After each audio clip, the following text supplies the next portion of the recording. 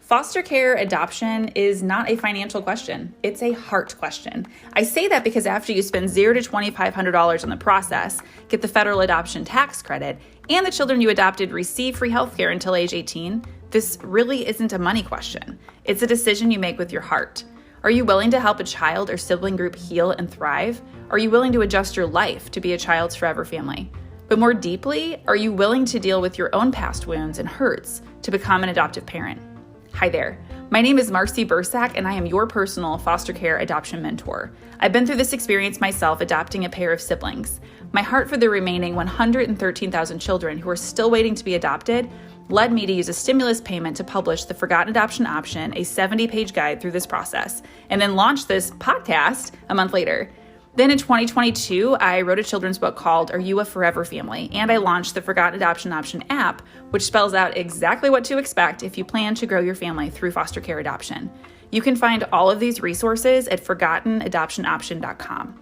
I am so delighted that you're tuning in, and I want to welcome you to be real. Real about your heart. Real about any questions that are running through your mind. In Season 3, monthly episodes will cover strategies for thriving as an adoptive family. You might also enjoy Season 1, where you can hear personal stories of adoptive parents and adopted children, and in Season 2 episodes where guests explain how to adopt U.S. children who are waiting for you in the foster care system. Whether you want to begin the adoption process right now or in the future, my heart is to help conquer the confusion and fears of the foster care adoption process so that fewer children continue to wait to be adopted. Welcome to the Forgotten Adoption Option podcast. In this episode, you will learn how to tailor to the needs of first-generation college students. I am so excited. My friend Anthony Donovan, who's Associate Dean of Students and Director of Residence Life at my own alma mater, Belmont University, is here. We met when I was at Belmont getting my bachelor's degree, and I was actually a resident assistant on Anthony's team. And the irony is we're recording while he's in this interim office, and I've never seen his office in all the time because he always came to the residence halls where we are. So Anthony, glad to have you here. Hello. Hello, I'm excited to see you again. So good. Thank you. Twice in a year. I'll take it. I know, it's like a record for us. It is, especially after leaving Nashville. And so Anthony actually invited me to come to homecoming this year, which Belmont doesn't have a football team. So it was like basketball homecoming to celebrate and honor my foster care adoption advocacy work. And then during the award ceremony, Anthony actually shared his own experience. I didn't know any of this beforehand about being visited by Child Protective Services during his own childhood, and why my work was really so personally important to him. And so the conversation we had afterwards really sparked this idea, and you will come to see Anthony has such a passion in this space, and not just because he cares about people, which he genuinely does, but he's lived this. And so Anthony, to get things started, you came from a pretty big family. And so how many siblings do you have, and where in the lineup are you? Yeah, I have 7 siblings, some combination. I'm like a lot of families now. There's sort of this mixed family, but I'm the oldest of 7, and there's a pretty broad spectrum between us, as many as 25 years between me and the siblings, multiple relationships. To add a little complexity to it, I don't have any full brothers and sisters. Everybody's either half brothers or stepbrother and sisters. So I have this complicated, typical American family anymore, it seems, where everybody's had families of divorce, families of, so things. So, I'm also from a good old Irish Catholic family where we had a big families. People are used to that. So I'm the oldest. I have a couple brothers who are only a few years younger than me. And then I have another brother who's 12 years younger than me. And then I have a sister that's 19 and a brother that's 25 and a stepsister that's 23 years younger than me. So it's quite the range. And so I was an adult in a large way through some of that. So our experience is sometimes different because of that distance that we had and the placement of that. And, we were a family of some of that, of a challenge there. On top of that, my mother suffered from some pretty significant mental illness throughout her life. And that certainly played out in some of the way we were raised as children and some of the circumstances we found ourselves there, on top of the fact that it probably contributed to the poverty that we experienced in a large part because of just some of the challenge of that. Without saying this humbly, I think the other challenge for me was I was one of these kids that was smart. And I realized that my world didn't quite match up with the rest of the world that I would see around it. And sometimes I think one of the hardest things to be in is a kid who's smart but poor, in a situation of really not just a little bit of poor. We were very poor. I mean, the kind of poor you write books about, and that people overcome. And so I think I'm really lucky in that I'm certainly a long distance away from that. And by every measure that I can think of, I'm successful, and I'm so far away from that, but it's never very far, from who I am. A lot of time and personal energy on myself and work on myself has helped me get in a better place about that. But it does take a lot to get there. And so I'm a first generation college everything. I got a doctorate, I got a master's degrees, I've got a bachelor's. So I have all those things, and yet I never feel very far from the places where I came from sometimes, even though, but again, I know that education has transformed me, and that's why I'm so passionate about first generation college students, and particularly in some of the settings that I think, how do you be a student in foster care? And I got to believe the numbers have got to be incredible for the number of them being first generation college students themselves. And so it's an exciting topic for me to talk about.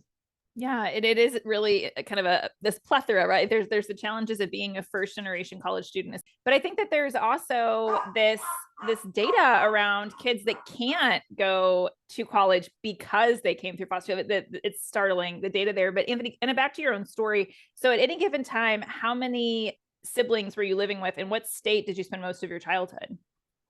Yeah, at any given time, there was at least 4 of us in a home at a time. There were, like so many people have a story, all people who come from some really modest backgrounds have a story. And my story is any worse or better than anybody else's. It's just mine. And I had all the features of alcoholism, abuse, all the things. And I'm not making light of those things.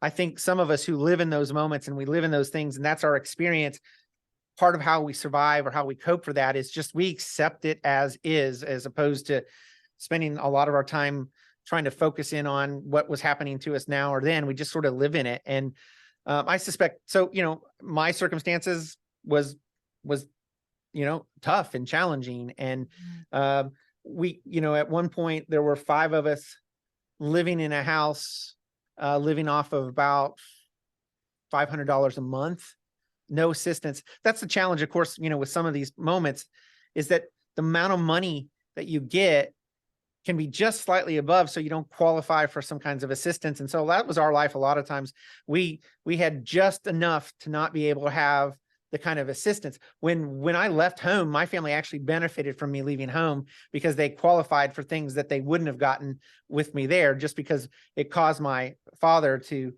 pay less child support. So we were always living on the edges of those things. Food, talk about food insecurity was a real thing. People talk to me a lot about how do you figure your way out of there. And I've been very convicted by this. A lot of people, particularly at a place like where I work at, where you're a Christian institution, I think everybody wants to ascribe it to some kind of magical sort of godly thing that happens. And I'm not suggesting that God hasn't been involved in the life of those things for me. But I had a friend really convict me one time to say, look, Anthony, I need you to stop saying it was luck. I need you to start saying to people how hard it is and how choices you made and sacrifices that had to happen, so that the other Anthony's out there listening would understand that it's not luck. Because if they think it's luck, they'll never try, because they don't think they're lucky. What they might try is, if they know it's hard work and it's going to take lots of sacrifices, they might be tempted to try. And I need you to say that so that they're not convinced that it's just luck and that they don't have any luck and they'll never try. And I have to be honest, I was really convicted by that. And so you don't hear me say, I was smart. I knew how to take advantage of the opportunities that were in front of me, but it wasn't luck. It was being able to see those things in front of you, taking advantage of those, and create those opportunities that presented themselves, maybe fortunately, in front of me in some cases. And so, the challenge for people especially first generation college students, but anybody in these sort of spaces of hopelessness that you, most of the people that I knew, they, even to this day, I have siblings that are this way, not all, but a few. They think about all the things that have ever happened to them, and they look at them as if they're happening to them right now. So everything they have is always looking to the past, looking at the things that have gone on. And I've told people that the real secret to finding your way out of there is eventually trying to figure out how to look today, to understand that the things that have happened to you aren't happening to you right now necessarily. That doesn't mean that there aren't bad things happening to you, but I mean, the things that have happened to you in the past, you control how you feel those things, how you view those things. It doesn't mean that they're any less or that they're not painful or hard. It's just that the way they impact you, you have some control over how you feel about them in that moment today. Eventually, It's powerful. yeah, eventually, if you can see today, you might have the opportunity to see tomorrow. And tomorrow is what lets you go and become the things that you're meant to become or want to come, whether it's college or it's doing something else or being different than the circumstance that you have. Sure, we can all use luck, but none of that happens. I've seen people who have had so many opportunities presented into them, but their inability to see those things in front of them because they're focused so much on living their past as if it's happening to them right now, that they miss the ability to make those decisions. And so, I think one of the key things for students who are first generation college students is to be able to see that for themselves. And that's hard when you don't have an example of that. And so, one of the best things that happened to me is my mother, when I was 13 years old, agreed to let me go live with my best friend for the summer in Boston. And I lived with him and his family for a summer. And I saw this loud, noisy, loving family. And I realized that my family was not normal. That families fought and they argued, but this family loved each other, and that I could have a different sort of circumstances. I couldn't necessarily change my family for that situation necessarily, but there was some power in knowing that this wasn't normal that I was experiencing, that normal looked something different, and that it was okay that it was noisy and it was loud and people fought and it wasn't always perfect. But it gave me hope that I didn't have to live in the experience that I was constantly having. I was one of these kids that, and I think this is a lot of first-gen kids, they're never really pushed or driven to go to college or seen that way. A lot of us just find it because we realize that it's opportunistic for us in the sense that it could be a moment to transform us in a way that's different. And to the large extent, probably at no point in our history as a country has college been more accessible to anybody who wants it. But it's still not easy, and it's still hard when you don't know what it is. But like opportunities for community college and all those things have really proliferated in ways that it was almost inaccessible to students 50 years ago, but it's different today. And I think that's something that's really important, is so to know that sometimes you just need to have somebody show you something, or you have to seek out seeing something that's different than what you know, so that you can go out there and do it yourself. Yeah, because you see like, oh, that's something that I've actually won. I didn't even know that was a possibility. And so I'm curious then, kind of combining your life, because you kind of alluded to some of the struggles at home, but can you give us a bit of a glimpse of why Child Protective Services was visiting you on the regular? And then at some point in that visitation and this regular seeing the social worker, you told me that you and your siblings begged the social worker to place you with the foster family, which is like a huge cry for help, but she actually gave you a warning. And so I'm curious if you could paint that picture of what in the world was going on, and why was that her solution? Yeah. Well, look, I mean, again, at the time, I didn't necessarily understand the depths of my mother's challenges of mental health and just some of her abilities to be able to care well for herself, let alone several children. Right. And a lot of our challenge was the product of some of the challenge that my mother had in her own life that manifested itself on us. So, there were times where, we were probably not attentively cared for in the way that you would think the children would be, that most people have their own judgments about. And so on a pretty regular basis, almost on a monthly basis, Child Protective Services came and visited us. Look, I was really small and tiny. I was way underweight. Again, sometimes food was a real challenge. And when you looked at us, we probably didn't present the picture of healthy, safe families and childhoods, right? And so we got a pretty regular dose of people calling Child Protective Services on us. And to be frank, they probably should have been called on our parents, right? They didn't. The funny thing was they never asked about the things that you should really ask about, sort of the physical abuse and the emotional abuse and just sort of some of the things there that probably should have been. They were stuck somewhat in this sort of appearance based, sort of behavioral based kind of things. Now, look, I was a good kid. I didn't cause a lot of trouble. I did good in school. I didn't tick off necessarily the boxes that you would think for somebody who was suffering through some of those things, but I was shy. I was quiet, not like now. I was nervous because I had a nervous life, right? I mean, it was hard to feel secure.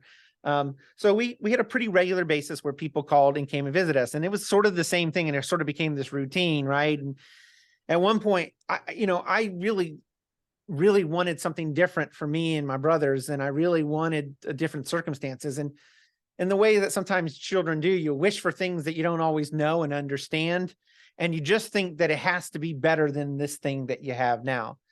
Sometimes I think we're sort of given sort of this idyllic version of what foster care might be somewhere else, or we have some idea of what it might be portrayed in the media, or and there's no doubt that it can be an amazing experience, but 40 something years ago, that's not how it was presented in things. We had visuals of things like Little Orphan Annie and television that promoted things like that, and thought, okay, this is better, right? And so I just one day I asked the social worker, I said, please take me and my brothers away. Please take us away. Please take us out. I mean, I begged her almost to the point of tears. And this social worker lady who is doing her job, she looks at me and she says, honey, she said, I know that you think that this circumstance is horrible, and I'm not going to tell you that it isn't. But I have to be honest, what the options that I have available to choose to put you and keep you and your brothers together aren't better than the ones that you can provide by being here yourself and finding a way to get out and to make the way out for them. And, that moment, that's terribly hard to hear and kind of defeating in some ways. But I was appreciative of the honesty in that. And it told me that I was going to have to rely on myself a little bit differently, that I wasn't much in the same way I told you about luck. I couldn't rely on luck I was going to have to create some of those opportunities. And so, I didn't know how I was going to do that, but I knew I was going to get out. And I knew if I got out, I might create a hole for others of my brothers and sisters to get out. Now, the challenging part of that, to be frank, is that I wasn't sure that everybody was going to get out. And then to be fair, not everybody has sort of gotten out of that circumstances. But somehow you thought you were going to get out. Like, you were so driven in that moment of like, all right, that's my reality. I'll go get what I want. That's amazing. And I'll tell you this story. I use this story. This is one of the things that illustrate me. I lived in a housing project, and the housing project was fine or whatever, but I knew a guy. I'll call him Mitchell. Okay. I won't use his real name, but his name is Mitchell. And Mitchell lived in the apartment that was a couple apartments down from where I live. And he lived with his sister and his mother and his grandmother. And they had lived in that housing project, that apartment, for pretty much all of Mitchell's life, all of Mitchell's sisters' lives. I went back to that same housing project not too many years ago, and Mitchell still lives in the same apartment with his grandchildren's children in that same apartment. Talk about the perfect example of generational poverty and the challenge to get out. Now, Mitchell wasn't a bad person, or he wasn't dumb, but Mitchell could never look beyond right where he was at. He had no ability to see other things. I'm grateful that I got to see something that was different, that wasn't normal. I didn't know if I could create that for myself when I went to visit my friend, but I at least had an example of that's not what I want, or that's not normal. And then again, I think at some point I made that shift from realizing that what had happened to me wasn't wasn't defined by simply it continuing to happen to me or me continuing to think about it like it was going on right now, that I controlled how I thought about it and felt about it. It didn't mean that they didn't happen, and it didn't mean that the feelings and pain that went away. But at some point that helped me be able to focus on not that and something else. And that something else was this idea that maybe I could do something else. The only good thing I can say about being really poor was I was poor enough that I could have probably gone to school almost anywhere because I was that poor. Well, if you could like achieve it, right? Yeah, It's like yeah. getting there, having the stability of being there, having the rigor, like Yeah. the And grit I to was a do the good schoolwork. student. I wasn't my grades weren't as great as they could have been because I was caring for all my brothers, at the time. And I was trying to keep my family together and trying to do that. And so, I mean, I remember being in a gifted program class one time. We had to do a project and we had to make something from Edgar Allan Poe's books. And I wanted to create this sort of model out of that. And I was plenty creative, but I didn't have the things that I needed to do, like scissors, things like glue, things like, and my teacher just didn't want to give me a good grade. It didn't want to help me with those things. And so I had those kind of experiences a lot. When you're really poor, but you're smart, you can't quite compete fairly against everybody else. If it was just simply on your own steam, you might do really well, but there's these artificial barriers that kind of make it hard for you to do that. And, I always kept trying to figure out, how do I get around those things? How do I move through those things? So that was a constant struggle. I was innovative enough and sometimes a way of figuring out new approaches that helped me overcome some of those things. But to be fair, it had a price. It has a price, right? I mean, so I wasn't the perfect 4.0 student. I did well enough, but I wasn't what I could be. Because to be truthful, I did most of my homework on the bus to school and from the school. My wife gets terribly car sick in the car. I literally wrote a book on the bus just because that's where you had, for me, it was like the noise of the bus was like this white noise that drowned out everything. And I was able to do the work so that when I got home, I knew I didn't have any space to do that work.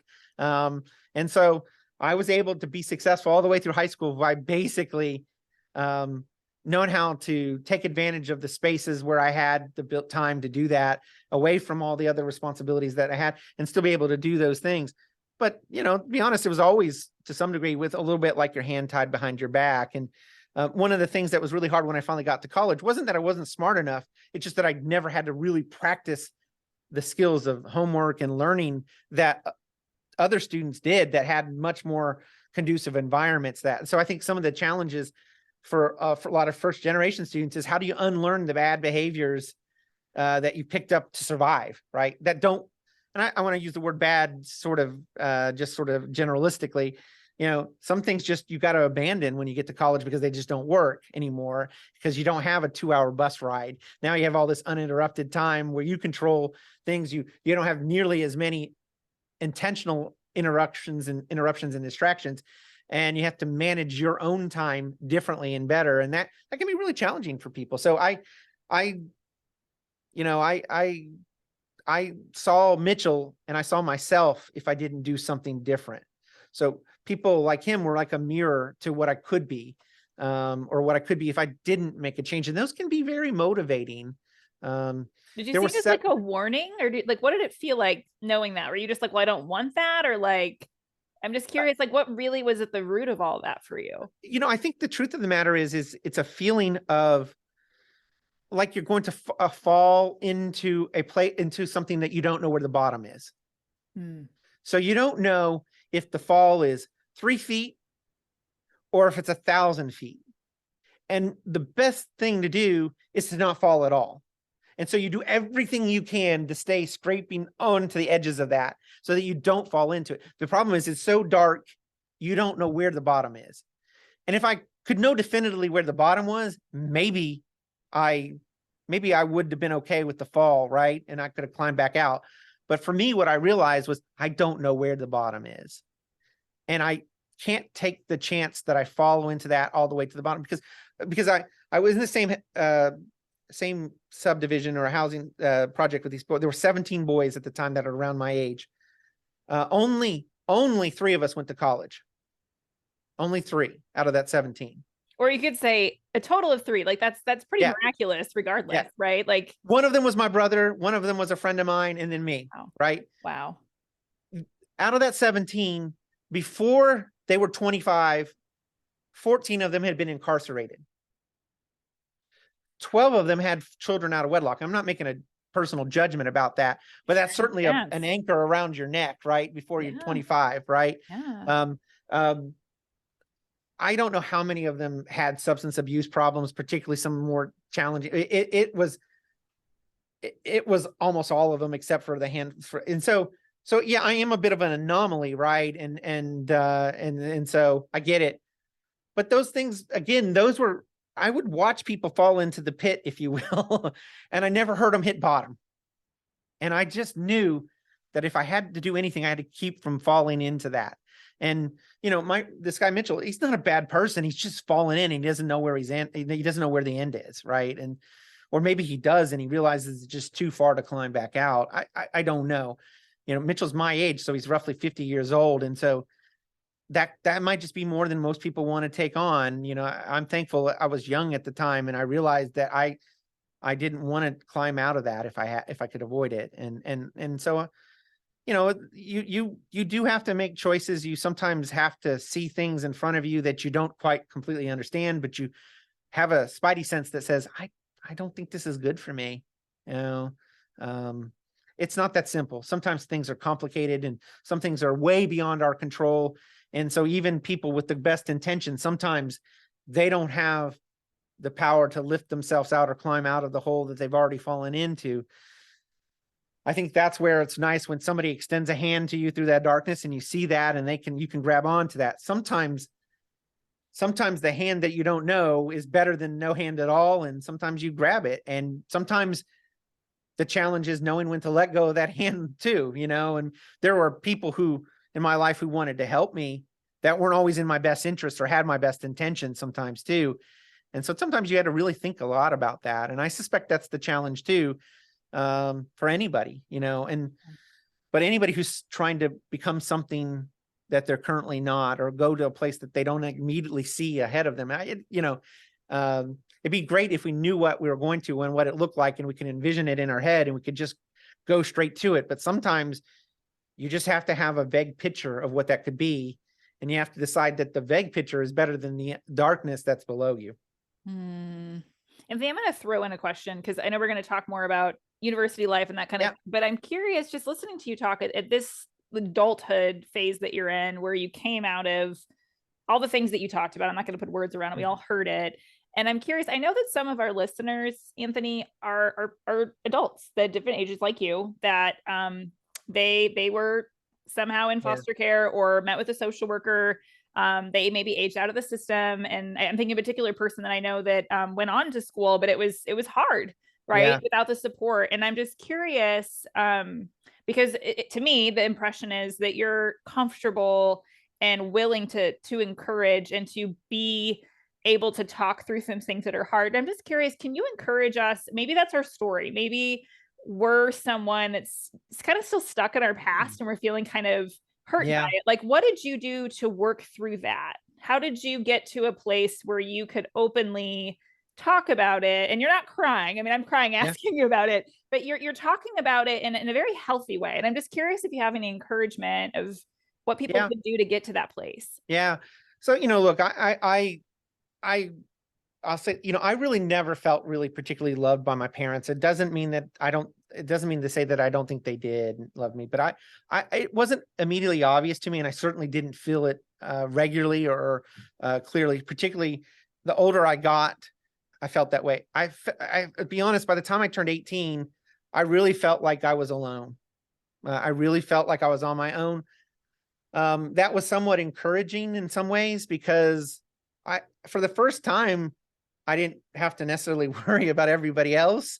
But also I knew that if I failed, that I could make choices that affected me, and I didn't have to worry. That was a big challenge for me in a lot of ways, is because I had all these younger brothers that I was trying to help bring along too. And at some point I realized that in order for me to help them, I had to help myself. And I was really determined about that. At some point, I met my wife when she was still my girlfriend, and I felt loved by her, and I felt that was good. Now, my wife didn't necessarily help me through all these things that I worked through, but she did love me, and that was a feeling that I just needed. And I suspect if I'm, foster family, some of the most powerful experiences is just somebody. I watch it with your own family and your own children. Your children have to know that you love them, and that has to be a tremendously impactful sort of thing. But what do you do if you don't have that, right? And again, I didn't have that immediately. It was something that I had to sort of find, and I had to accept that too. I mean, I was careful about that. I mean, and I was very cautious, because if you've gone this period for so much of your life where you're not feeling like you're loved by anybody or loved at all, or that's easily to you, you don't just grab it, or sometimes you do, and that's dangerous too. But it's something that some people are a little leery about, right? And you have to go to it. But here's the thing that I would tell you. I I really had spent most my first 18, 19 years of my life not telling people how I felt, not telling how people meant to me, not letting people know what was going on with me. And I resolved myself to say that I'm going to be different. Now, it didn't happen overnight, but I reached this place where I was going to try to be honest about how I feel. And I wanted to try to live my life in a place where largely I wasn't filled with the regrets for the things that I should have said or could have said or didn't say to people, and things I should have done and didn't do.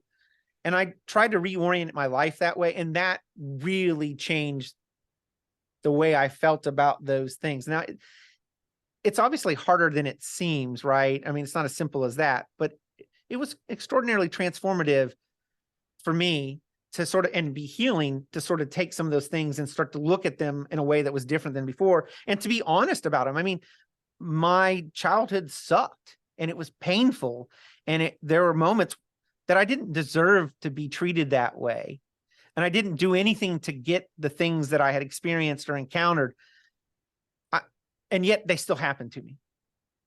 I think that's when you see people who get really angry with God sometimes, because they think that God's done all these things. And look, I would tell you, I need to be a better Christian as a whole, and I would never hold myself up as some kind of model for everyone else.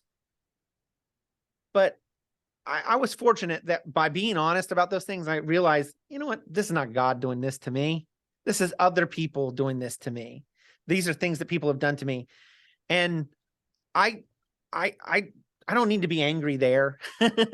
you know, some of the things that happened to me, I can't undo them. Most of them I couldn't undo. They were just who I was. And I was going to be honest about those things in my life. And it changed the way I saw some of those things. And slowly I was able to put some of those things away, move on from them. My relationship with my mother was never going to be the way it was supposed to be, but she died about 5 or 6 years ago. And, one of the challenges as she was getting to the end of her life, because she was having really bad bone cancer, and she was young, well, she's trying to sort of reconcile some of the things that were going on in her life. And I just realized that I needed to let those things go. I realized that I needed to let her forgive herself. And the only way I was going to be able for her to do that was for me to forgive her. And that's hard. I get it. It's hard. It's not easy. Sometimes people do Heavy. some Yeah. horrible things. And trust me, there were plenty of those things in there for me.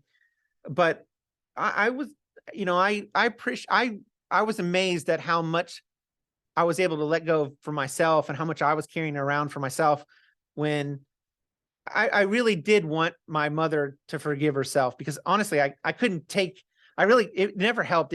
Her keep bringing it all up and bringing it back was actually, it was really painful in some ways for me too.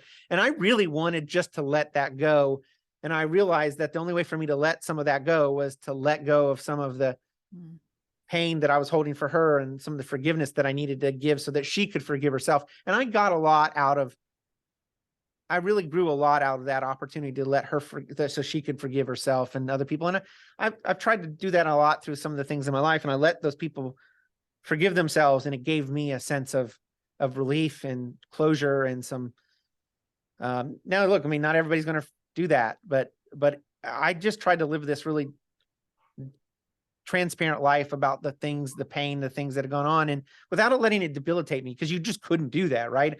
I've been always, one of the things that sometimes that kind of life gives you is it teaches you to compartmentalize really, really well, sometimes almost to a point where it's debilitating or dangerous sometimes and bad for you.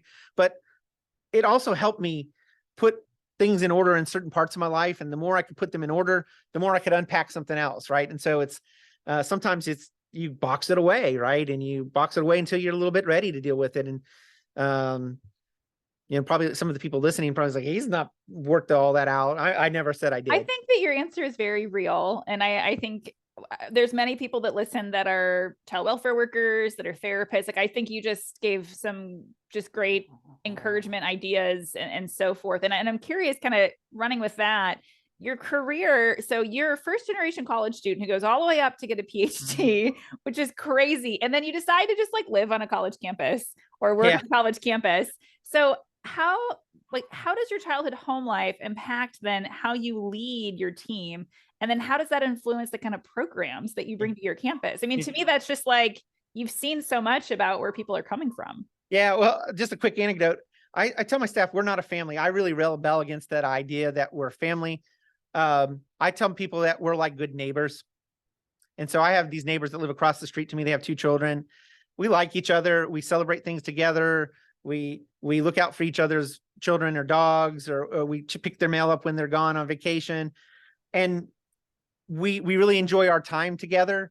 But at the end of the day, we go back to our space and they go back to their space. And I think that's one of the reasons, that's how you have the ability to be happy to be back together. And so I don't want my workplace to be my family. It's too dysfunctional. I came from a dysfunctional family. I don't want that. I want some healthier boundaries. And so I talk a lot about that. That definitely influences the way I think about things there. But I think, like so many people who go into this work where they help other people, the temptation is to want to give back to other people and to give them that experience. And I think that's a cautionary thing. I think you have to be careful. I think it sounds good at first. And one of the things that I think people are a lot of guilty in our profession is they get addicted to the idea of mattering to people. And so I'm one of these people that really tries hard to recognize that I have that addiction, that I do work that's about that, and so I try really hard to not have to matter to people in order for me to care about them. And I think that's been healthy for me. I think that's helped people more than you might realize. It's got to be a direct impact on the experiences of my life where I didn't matter to people enough sometimes. And yet, I'm really interested in helping people become something. The challenge with mattering is if you're addicted to mattering, and you work with somebody's life and you're in their life, you start expecting them to pay you off for mattering. You start telling them to think, oh, Anthony, you're so awesome. You're so great. Thank you for that. You're the best thing in the world. And what happens when you do that is people spend less time on themselves doing the things that they need to do, and more time trying to pay you off and feed your addiction. And so people who get it, they crave it more. So you get a little bit of that more. And so I've tried really hard to decide that if I want to really be powerful in people's lives, I need to stop worrying about mattering in their lives, that they don't have to pay me off. So I will do what I do. And if that means something to you and it does something for you, great. That if it doesn't, it's okay too. I'm not going to stop doing that. And you're not going to have to pay me off for caring about you in your life. And as a result of that, I think I've become more effective, more potent in people's lives. And as a result, people in my lives, the work that I get to do with them has become more potent and more affecting on me. And it's sort of contradictory kind of thinking, right? But if I always talk about Star Wars with people. I'm a big Star Wars fan. In the first movie, Ben Kenobi goes and fights Darth Vader. And there's a point where he says, basically, Darth Vader, if you strike me down, I'll come more powerful than you'll ever know. And he does. Darth Vader strikes him down. And what happens is he sets in motion all the things that basically lead to the downfall of Darth Vader and his redemption, the end of and so sometimes it's knowing that in order to be powerful, to matter more, to be more powerful than people know, it's to lower your lightsaber, be struck down, not to have to matter. and become a catalyst for people in that by caring about them. And that's what's happened for me, is that I've had enough opportunities where people chose to care about me and to make the things that they were doing matter in my lives, and didn't expect me to pay them off for that. And it was transformative, and it changed things. And it's what's probably set me on this path as well, to do the work that we do. I mean, look, I get paid well for it. It's not like I'm doing it for free, but what I'm trying to do is not give everybody the experience that I had, but recognize I want people to have the choice to make that decision to have an experience that's transformative. And education has clearly been the most transformative feature of my life. The more education I get, the more debt I get in it, but the more transformative it is in terms of my understanding of myself and the people around me, and my ability to impact that world. And I just want people to make that choice. That's all we're doing here in Residence Life, is we're just trying to get people to make the choice. If you don't want to make that choice, or you want to make a choice not to be engaged, that's fine.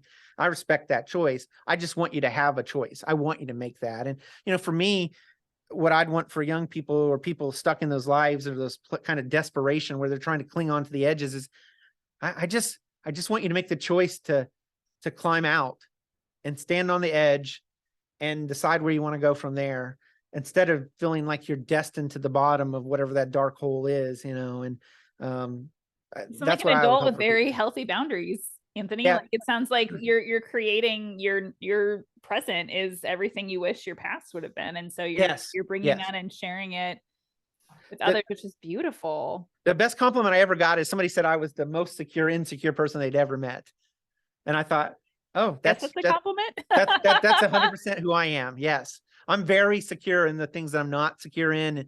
And that creates a lot of things, and I'm okay with that. I mean, look, my past, my childhood, it definitely influences sort of some of the perspectives of the world, and it wasn't perfect, and it's left me with a few things that I have to get rid of, but I'm okay with that. Yeah. I'm a survivor, it's good to know, and I have hard things in my life. But when you come from some of the things that some of us have come from, once you achieve them, everything else starts to see, even though they may be hard, seems so much more possible, or so less daunting. I mean, than some people. And you have a well of resiliency that you can tap into, that, and I'm sure you've seen this with the families you've worked with and the children you've worked with. And I know that you've had, yeah, there's some hard challenges, but really, what is working on your master's degree while you work full time, raise your family, have a husband, have 2 children? What is that like? Right? That's nothing. You've done harder things than that, right? I mean, Sure. and so you get encouraged by that, and I think, for me, so I think some of it is I'm not, I don't go and force my story on anybody who wants it, but I'm not afraid to share it and talk about it, with the hope that maybe it means something to somebody. And I'm so glad. I'm so glad that I get to know that, and that we get to record this. And so, Anthony, as we wrap up, this is, I don't know, to me, this is like such a special nugget to wrap up on. I'm curious what advice you would have to give our listeners. Maybe they came from a family like yours, or maybe they're just aware, right, of like a neighbor or someone in their family that's struggling or unstable. I'm curious, like, what can you tell us? Maybe this is to me directly. Like, what do you wish that neighbor or that classmate would have done for you during those years of your life? Yeah.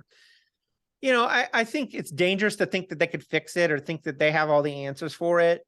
I think a lot of times one of the biggest challenges is you just feel alone. I mean, I was in a family of, had 4 siblings, right there. And I just felt alone sometimes. And sometimes I just wanted people to see me as there, even imperfect, even without necessarily having the answers to solve my problems. Sometimes it's just important for somebody to say, man, I see that's hard, man, or hey, I see you. In some ways, going all the way back to that social worker, the one thing that she sort of did in that whole anecdote or that story was, she saw that I had the capabilities to do something better than what she had to offer me. And to some degree, as discouraging that was in the moment, it was also hope filling to be seen as somebody who was capable of helping my brothers and myself better than something, the system that was supposed to help me, right? It's clearly the system was not helping me. It was failing me in a lot of ways, right? But to have somebody just see you for a moment and to observe that and to note that I think as a child or a young person, some of the things that were the most empowering for me was just brief moments when people we all do this. We experience this all the time. This is one of the things that I really become better at is telling somebody something good or something they might need, even though you don't know they need it, and just saying it because you should. And so many of the times we resist the temptation to tell somebody that thing that might be a moment to get them further along.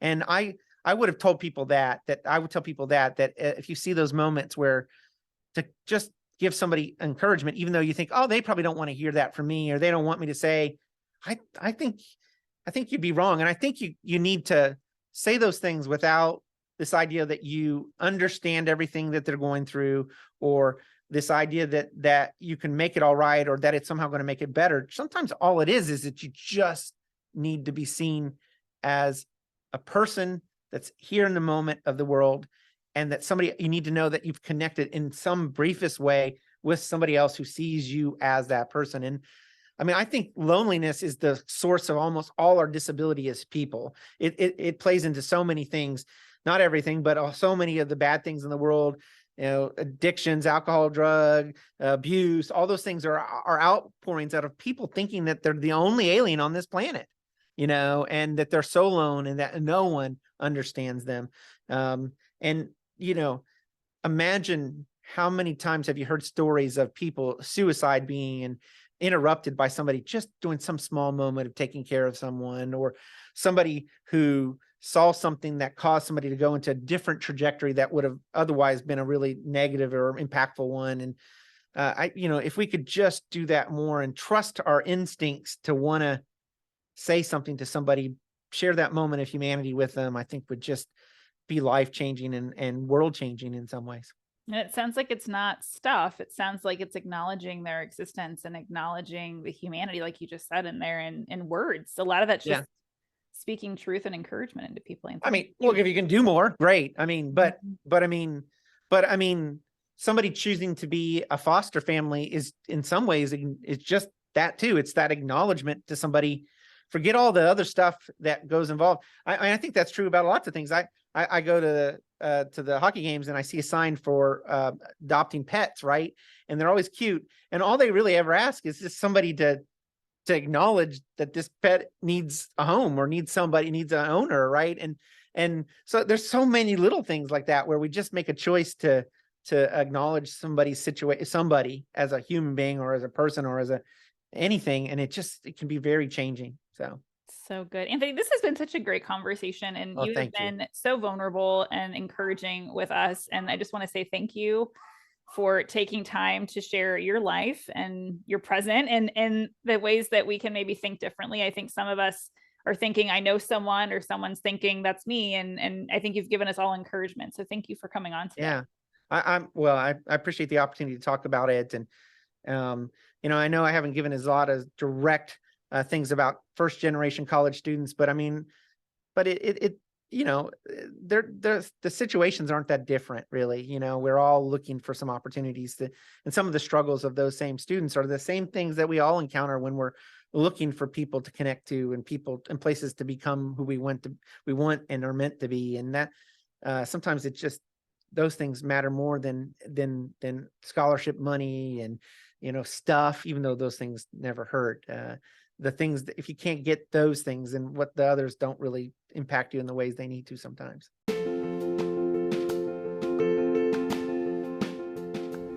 As a listener of the Forgotten Adoption Option podcast, you are helping to raise awareness about foster care adoption and the 113,000 adoptable children in the United States.